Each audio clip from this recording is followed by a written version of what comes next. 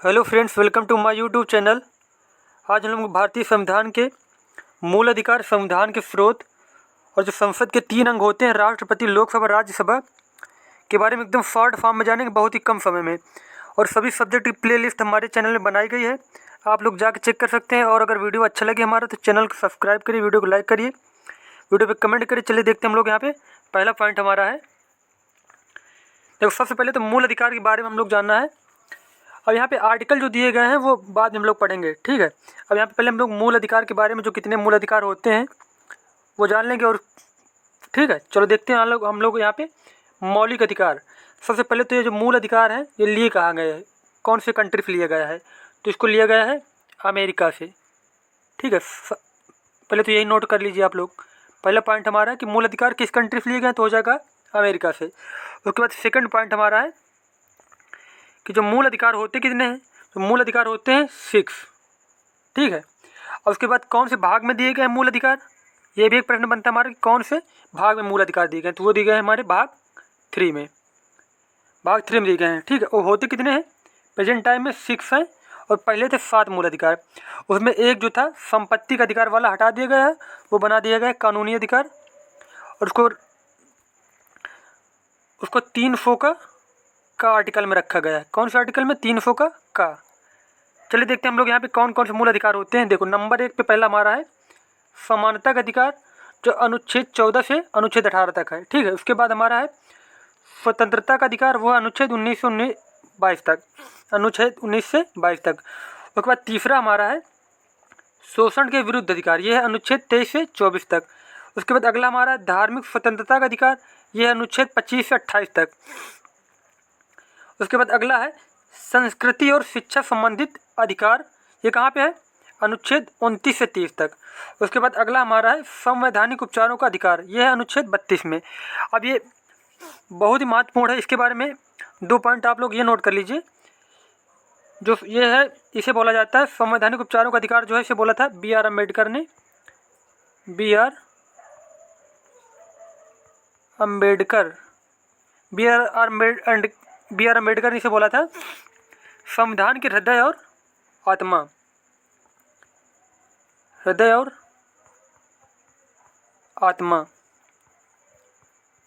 अब पेपर में क्वेश्चन आएगा, भीमराव अंबेडकर ने कौन से आर्टिकल को भारतीय संविधान का हृदय और आत्मा कहा है, तो क्या बताएंगे हम लोग, संवैधानिक उपचारों का अधिकार अनुच्छेद 32 को। चलिए देखते हैं अगला पॉइंट हमारा है। अब यहाँ पे देखो, जैसे कि राष्ट्रपति बनने के लिए कितनी उम्र होनी चाहिए, प्रधानमंत्री बनने के लिए कितनी उम्र होनी चाहिए, इससे बहुत क्वेश्चन पूछे जाते हैं बार बार, ठीक है। तो अब देखो, संविधान द्वारा निर्धारित आयु सीमा, इनकी जो एज होती है, एज लिमिट मतलब कितने से कितनी उम्र तक ये लोग बन सकते हैं। अब देखो, राष्ट्रपति से बनना है तो उसके लिए होनी चाहिए 35 वर्ष, उपराष्ट्रपति के लिए 35 वर्ष, राज्यपाल के लिए 35 वर्ष, ये तीनों लोगों के लिए 35 वर्ष आयु होनी चाहिए बनने के लिए। उसके बाद अगला हमारा है राज्यसभा सदस्य, विधान परिषद सदस्य। अगर इनको राज्यसभा सदस्य किसी को बनना है या फिर विधान परिषद का सदस्य बनना है तो इनके लिए होती है 30 ईयर्स, 30 साल। उसके बाद अगला पॉइंट हमारा है लोकसभा सदस्य या फिर विधानसभा सदस्य। अगर लोकसभा या विधानसभा का सदस्य बनना है तो इसके लिए होनी चाहिए 25 वर्ष, ठीक है। चलिए देखते हैं अगला पॉइंट हमारा है संविधान के स्रोत। अब संविधान के स्रोत से ये तात्पर्य हमारा है कि जो दूसरी कंट्री से कुछ संविधान के जो इम्पोर्टेंट चीज़ें थी, जो अच्छी चीज़ें थी, वो हम लोग अपने संविधान में उनको क्या कर लिया है, अपना लिया है। तो यहाँ आप देखो, सबसे पहले देखते हैं हम लोग भारत शासन अधिनियम, ये लागू कब हुआ था, ये लागू हुआ था 1935 में। और यहाँ पे इससे एक सबसे मोस्ट इम्पॉर्टेंट क्वेश्चन पूछा जाता है कि जो भारत के संविधान में सर्वाधिक प्रभाव किसका पड़ा, तो पड़ा था भारत शासन अधिनियम का सर्वाधिक प्रभाव, सर्वाधिक प्रभाव किसका पड़ा, भारतीय शासन अधिनियम 1935 का। अब सबसे ज़्यादा इससे चीज़ें बहुत ली गई, लेकिन यहाँ पे मेन पॉइंट हम लोग पढ़ेंगे क्योंकि जो पेपर में पूछे जाते हैं, ठीक है। अब यहाँ पे लोक सेवा आयोग और न्यायपालिका कहाँ लिया गया, ये लिया गया भारत शासन अधिनियम से, ठीक है। उसके बाद अगला देखते हैं हम लोग ब्रिटेन का संविधान। ब्रिटेन के संविधान से कौन कौन सी चीज़ें ली गई हैं, ब्रिटेन या फिर इंग्लैंड मिल जाए, यहाँ पे वही सेम मतलब है, ठीक है, इंग्लैंड या फिर मिल जाए। अब देखो, संसदीय शासन, विधिक शासन, एकल नागरिकता, ये सारी चीज़ें ली गई हैं ब्रिटेन के संविधान से या फिर इंग्लैंड के संविधान से। उसके बाद अगला पॉइंट हमारा है अमेरिका का संविधान, इससे कौन कौन सी चीज़ें ली गई हैं? देखो, मूल अधिकार, न्यायिक पुनरावलोकन, उसके बाद उपराष्ट्रपति का पद, उच्चतम न्यायालय और राष्ट्रपति पर महाभियोग, ये सारी चीज़ें ली गई हैं अमेरिका के संविधान पे। ठीक है, उसके बाद अगला देखते हैं हम लोग आयरलैंड का संविधान। अब आयरलैंड के संविधान से कौन कौन सी चीज़ें अपनाई गई अपने देश में संविधान में? अब यहाँ पर नीति निदेशक तत्व, राष्ट्रपति की निर्वाचन पद्धति और राज्यसभा के सदस्यों का नामांकन, ये सारी चीज़ें ली गई हैं आयरलैंड से। ठीक है, उसके बाद अगला पॉइंट हमारा है कनाडा का संविधान। अब कनाडा के संविधान से कौन कौन सी चीज़ें ली गई हैं? केंद्र के पास अवशिष्ट शक्तियाँ, उसके बाद संघीय व्यवस्था और उच्चतम न्यायालय का परामर्शी न्याय निर्णयन।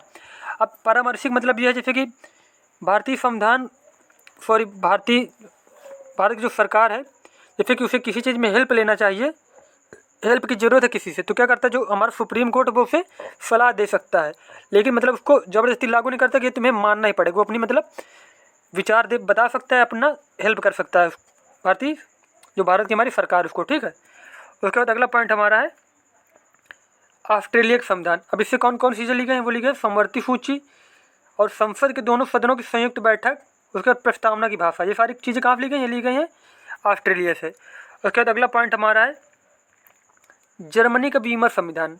अब एक पॉइंट तो यही प्रश्न पूछा जाता है कि जो वीमर संविधान है वो कौन सी कंट्री के संविधान को बोला जाता है। ठीक है, तो वहाँ पे आंसर हो जाएगा जर्मनी, और जर्मनी से क्या लिया गया है? आपातकाल। उसके बाद अगला है रूस का संविधान। रूस के संविधान से क्या लिया गया है? मूल कर्तव्य। उसके बाद देखते हैं अगला पॉइंट हमारा दक्षिण अफ्रीका के संविधान से कौन कौन सी चीज़ें ली गई हैं? संविधान में संशोधन की प्रक्रिया और उसके बाद राज्यसभा में सदस्यों का निर्वाचन, ये दोनों चीज़ें ली गई हैं दक्षिण अफ्रीका से। अब देख लेते हैं हम लोग जो संसद के 3 अंग होते हैं, राष्ट्रपति,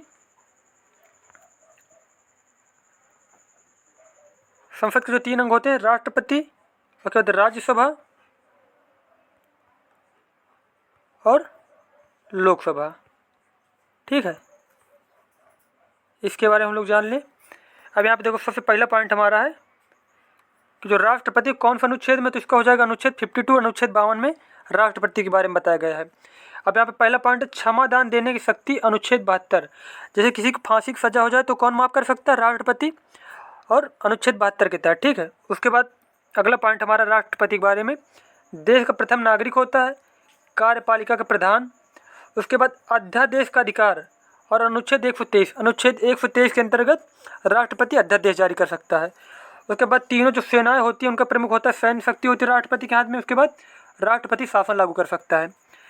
उसके बाद अगला पॉइंट हमारा लोकसभा। लोकसभा कौन सा अनुच्छेद में? अनुच्छेद 81। उसके बाद इसे बोला जाता है निम्न सदन, और इसके जो सदस्यों का कार्यकाल होता है 5 वर्ष, और निर्वाचन प्रत्यक्ष प्रणाली के द्वारा होता है, और न्यूनतम आयु के सदस्यों की होती है जो कोई 25 वर्ष का हो गया है तो वो लोकसभा का सदस्य बन सकता है। उसके बाद सदस्य संख्या के बारे में जान लेते हैं हम लोग।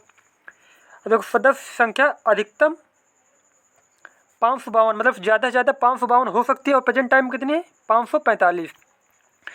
उसके बाद शून्यकाल, जो शून्यकाल होता है वो कितने बजे होता है? 12 बजे।